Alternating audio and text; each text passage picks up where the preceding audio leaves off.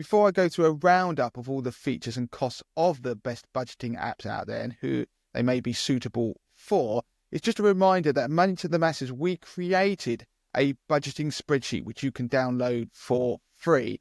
Now, the spreadsheet goes through and teaches you how to build your own budget based largely on the 50-30-20 principle. So what I'm going to do is provide a roundup of the various budgeting apps. There is an article on the Money to the Masses website, which will provide a link to where you can go and review all of these different apps, see summaries of them, but also find links through to the full reviews of each app so you can look at them in detail. So I'm going to start straight away with Snoop. So Snoop is an app that has a free version. So lots of the apps out there have tiered charging structures, but Snoop has a free portion of the app.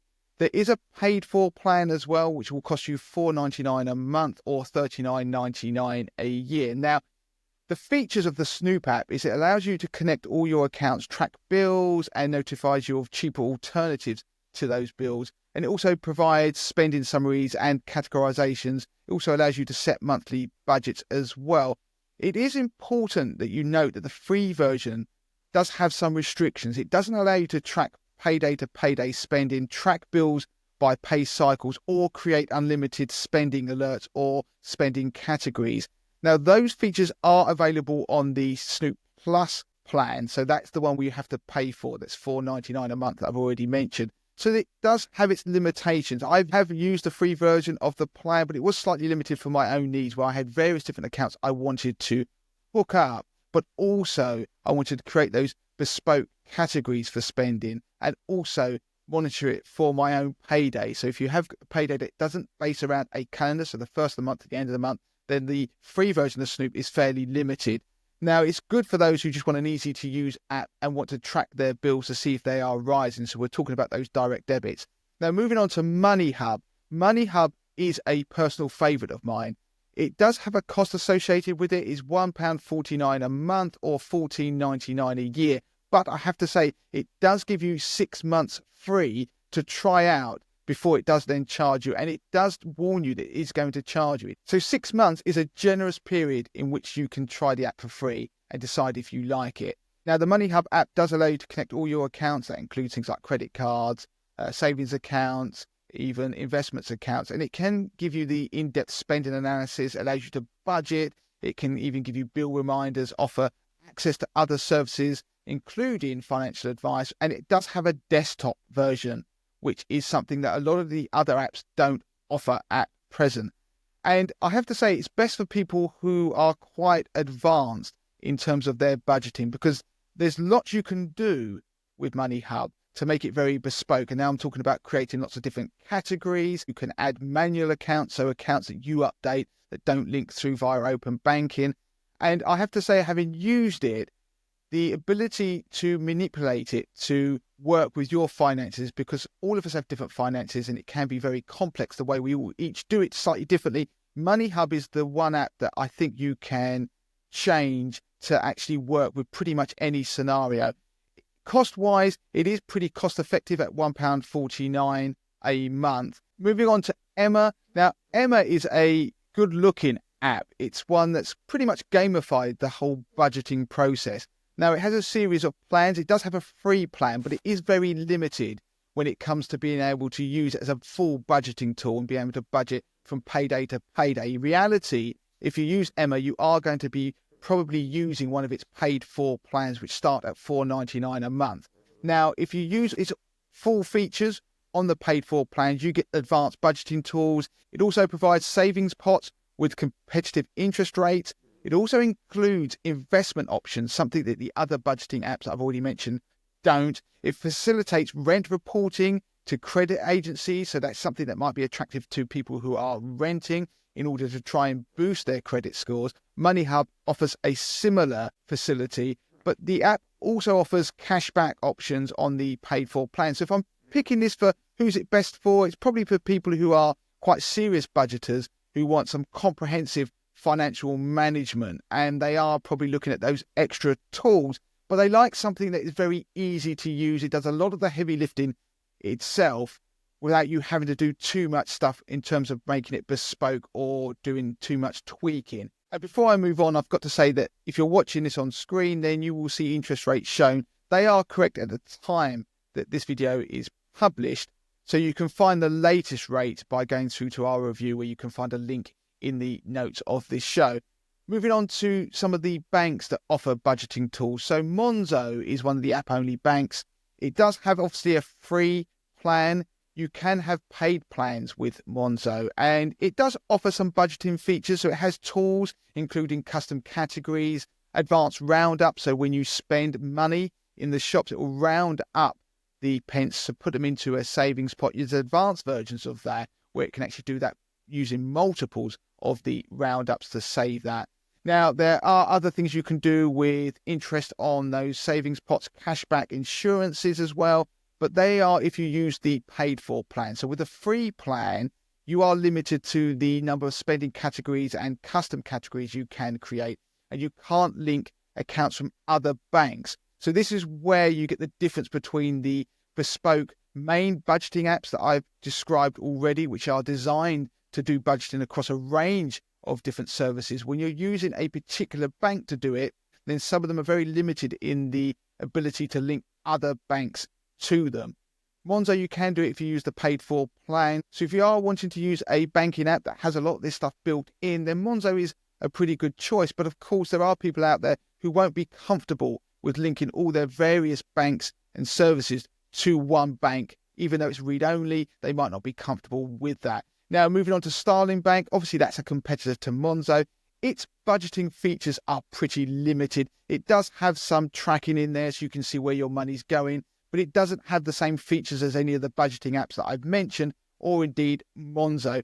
But like Monzo, it is pretty good if you want to spend abroad, because they both offer free spending overseas. One thing I do like about Starling is the way that they have spaces. So think of it as a way of carving out a portion of your current account into which you can save money for certain goals. You can also spend directly from those spaces, which I think is a really nice feature. And also they have the kite card. So you can use that for your children to be able to start spending. It works pretty much like a prepaid card. You put money into that particular space that's linked to that kite card, and they can use that in the shops. Now, one advantage of Starling is they don't do a tiered structure in terms of charging you for additional features. So while the features might be more limited, what it does offer is free. Now, this links quite nicely onto Revolut. So Revolut does have a UK banking license now, but it isn't a fully regulated bank in the UK yet. So for most people, they will use it like a prepaid card when they're traveling overseas. It provides a lot of different plans, which give you a lot of different benefits when it comes to traveling, but it does have some budgeting aspect to it as well. So if you use your Revolut card, it can actually show you how much you've been spending in different areas, and you can build budgets using it. For most people in the UK, they probably aren't going to be using Revolut as their main bank, because at the moment it doesn't have that FSCS protection. Of course, that should change in the future going forward. But for frequent travelers and users who make international purchases, they might like using Revolut, particularly because it does have some saving options, but it does have those travel benefits as well. So as mentioned, you can find out a lot more detail by going through to our roundup on the Money to the Masses website, which I've linked to in the notes of this show. But let's give you some scenarios now. So let's say you are a young couple who are saving for a deposit to buy your first home. Now, which budget app would you really be interested in? Well, because you want to track your spending, set savings goals, and identify areas that you could cut back on, then perhaps Emma is a strong choice, because it does have those comprehensive budgeting features. It's really good at tracking changes in your direct debits, but it is going to obviously cost you if you want the best features from it. Now, it does also have that rent reporting feature, which can help you when it comes to trying to build your credit score, and that's going to be important when you have an application for a mortgage in the future. Now, another feature of Emma that might be attractive is the high interest saving options that are available. Now, another option is MoneyHub. So MoneyHub, you can be a bit more controlled about what it does, how you're tracking your spending, make tweaks as a desktop version, of course. Now, you don't have these savings options within the app, but of course you can use savings options elsewhere, and of course link them to your MoneyHub app. And it does also offer that rent tracking service. Now, what about if you are a freelancer with irregular income and you need to manage your cash flow effectively and ensure you're putting enough money aside for taxes? Then I would probably say MoneyHub is a pretty good choice because of the detailed spending analysis and budgeting tools. You also have the ability to categorize transactions and set budgets for specific purposes like tax savings, and it can allow for effective irregular income management. Now, to sum up, MoneyHub can work a lot like accounting, where you're offsetting things, moving transactions around, but without the pain and boredom. What about a family that wants to involve their teenage children in managing finances and teach them responsible spending habits? Now, I think one choice would be Starling because it has the kite card, which you can link to a space within the app. They can also have an app to manage that space and the card that's associated with it. So they can get spending analysis when they're spending their pocket money, for example, which will teach them good spending habits. You can control it as the parent as well, and they can even use that card abroad. Other possibilities, of course, are Revolut, because they do have a card that you can give to your child on there, which you can manage and they can manage within an app.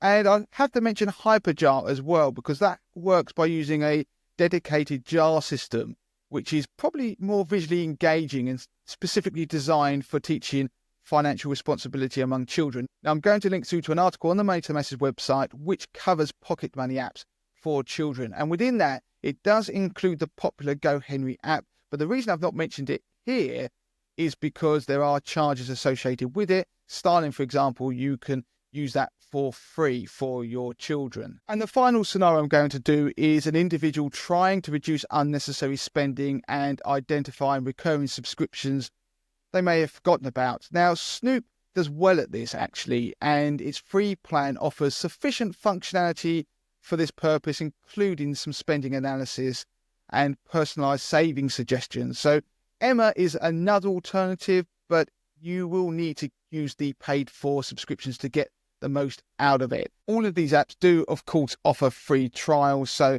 you can use all of them for free, see which one you like. Do remember to cancel the ones you don't want to continue using within that free trial period so you don't get charged. So that's a roundup of the best budgeting apps out there at the moment. New ones are launched all the time. The link to the article on the Money to the Masses website does include others that I've not mentioned, but these are probably the best ones out there that we've used and reviewed.